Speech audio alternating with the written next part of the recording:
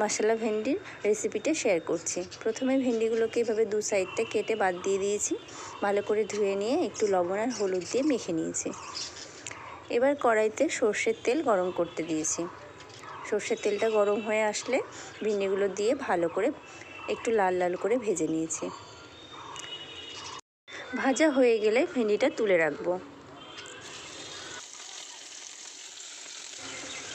এবার কড়াইতে সর্ষের তেল আরও একটু পরিমাণে দেব আর দেব জিরে ফোড়ন। ফোড়নটা ভাজা হয়ে গেলে এর মধ্যে বেটে রাখা আদা, জিরে আর কাঁচা লঙ্কা বাটা দিয়ে দেব। আর দেব পরিমাণ মতো শুকনো লঙ্কা গুঁড়ো, হলুদ গুঁড়ো, লবণ দিয়ে ভালো করে মশলাটাকে কষিয়ে নেব। মশলাটাকে আমি মিডিয়াম হিটে কষিয়ে নিচ্ছি। মশলাটা কষানো হয়ে গেলে এর মধ্যে কুচি করে রাখা টমেটোটা দিয়ে দেবো। তোমরা এখানে টমেটো পিউরিও ব্যবহার করতে পারো। দিয়ে ভালো করে আবারও মশলাটা কষাবো যতক্ষণ পর্যন্ত না টমেটোটা সফট হয়ে যাচ্ছে। মশলাটা কষানো হয়ে গেলে আমি এর মধ্যে 1 চামচ মতো ফ্যাটানো টক দই দিয়ে দেব।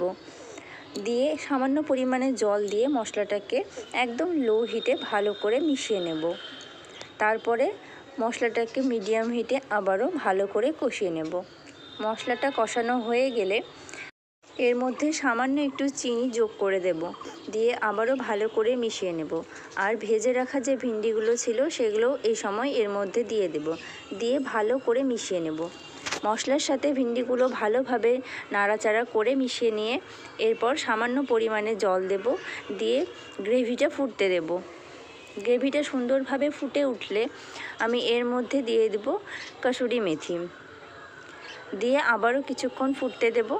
ফুটে ভালো করে জলটা একদম শুকিয়ে গেলে মাখো মাখো হয়ে গেলে নামিয়ে নেব। তোমরাও এইভাবে মশলা ভেন্ডি একদিন ট্রাই করে দেখতে পারো। আশা করছি সবার খুব ভালো লাগবে।